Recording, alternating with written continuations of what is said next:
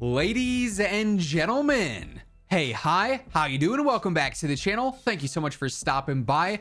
The Warzone 2 update cycle so far this year has been strange, to say the least, and you'll understand more what I mean by that as we get further on into the video. But obviously so far we've seen tons and tons and tons of updates go live in Warzone 2 since launch, whether they are, full-on seasonal updates and mid-season updates with new content and new weapons and weapon tuning and balancing and all sorts of stuff like that, or if they're just smaller updates with a handful of hot fixes and gameplay adjustments here and there. But you'll notice that the core of Warzone 2 updates thus far has been a lot of redoing, you could say. This season especially, and the upcoming Season 3 Reloaded update is going to be another one of these where it's a lot of redoing. We're going to see things like the decontamination stations re-added in. We're going to see the gulag tokens re-added in. Major features from Warzone 1. Already we have things like the redeployed drones that are now in the game and things that we saw back in Warzone 1.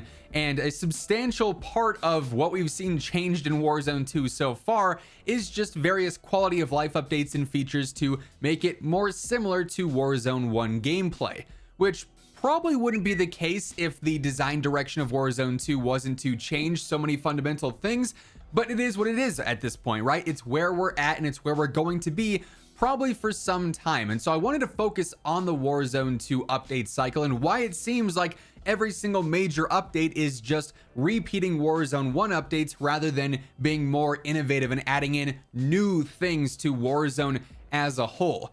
You might not know, but essentially the dev time for Warzone 2 was just post-launch of MW 2019. So Warzone 2 was in development for 2 to 3 years. I would imagine that the majority of Warzone 2's development and creation took place right as the Cold War era of Warzone 1 dropped, and that's when Raven really took over the lead for Warzone 1, as you might recall. So Infinity Ward, obviously being the main developer of Warzone 2, probably was, relieved of being the lead for Warzone 1. Cold War integration happens, and then they're all in on Warzone 2. So think of what Warzone 1 was like back during the start of the Cold War integration.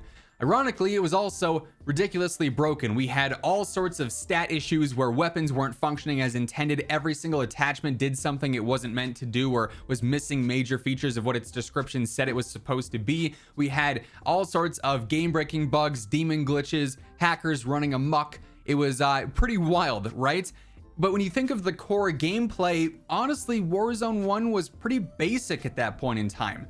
All of these major quality of life updates that, really shaped Warzone 1 into what it was at its end, which was a game that was largely, community led, you almost could say, because of how much impact trial and error testing had on the game over time, is very different from what we have, one, now in Warzone 2, but also two, that part of Warzone 1 at the, Verdansk time period, the end of original Verdansk, the start of Verdansk 84. So all the stuff that we saw added in throughout Caldera, whether it was increased health, whether it was the redeployed drones, the gulag tokens, lootable perks, this, that, and whatever else. Obviously, Raven really was going all in on quality of life updates throughout the Caldera era.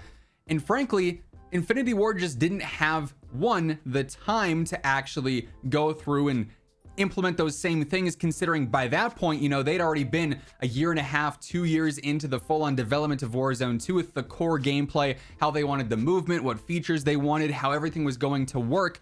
That all was set in stone at that point. So all these things being added in throughout the Caldera era, which I love to say just because it rhymes, I won't lie, those really didn't have any impact on Warzone 2, unfortunately, up until, now in recent times where they've finally caught up. So really, Infinity Ward's going into Warzone 2 with about a year or so of Warzone 1 knowledge on what they wanted to expand upon. And even that first year of Warzone 1 wasn't all that crazy. We really started to see the main metas evolve a ton over Cold War and over Vanguard when it comes to movement and when it comes to how we want weapons to feel and perform and all sorts of stuff like that.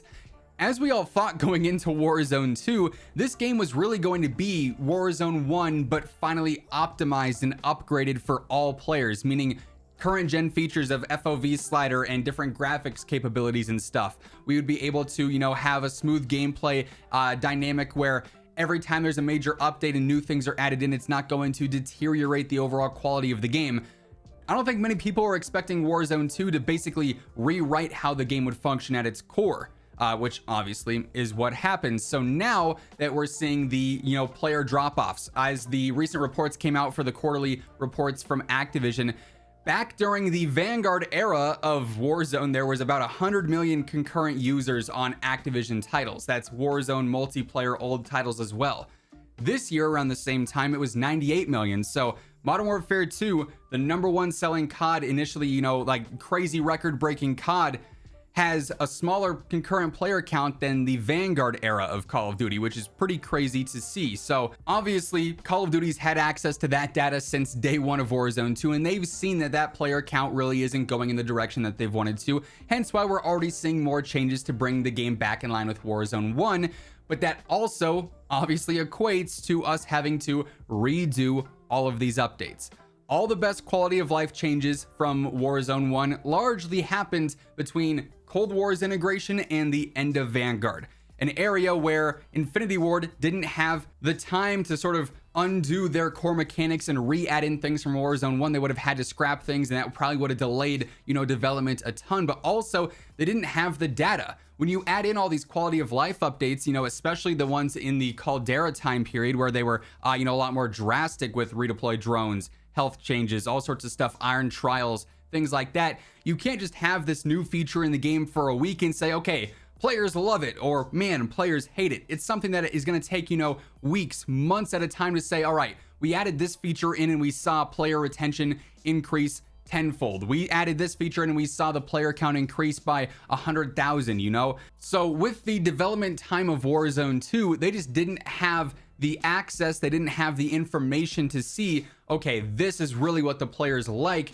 this is really what works well, and then they didn't have the time to say, okay, we're undoing this in our development and adding this back in or changing it to this which the players really liked. Hence why we're now at this point where every single major season is highlighted by the same exact updates we saw a year or 2 years ago back in Warzone 1. And it's probably going to be that case for a few more seasonal updates, I would imagine, until we get to the point where it's largely, linear, I guess you could say, from Warzone 1 to Warzone 2. Maybe not in every single facet, the movement might not be the exact same, the weapon behavior might not be the exact same, but a lot of the core mechanics and quality of life updates will be similar because we have the data now, and we've reached the point where Infinity Ward and Raven can take away from Warzone 2 internally and add in these new things and not have to worry about meeting a launch deadline for, the MW2 integration or whatnot. So that's the Warzone 2 update cycle.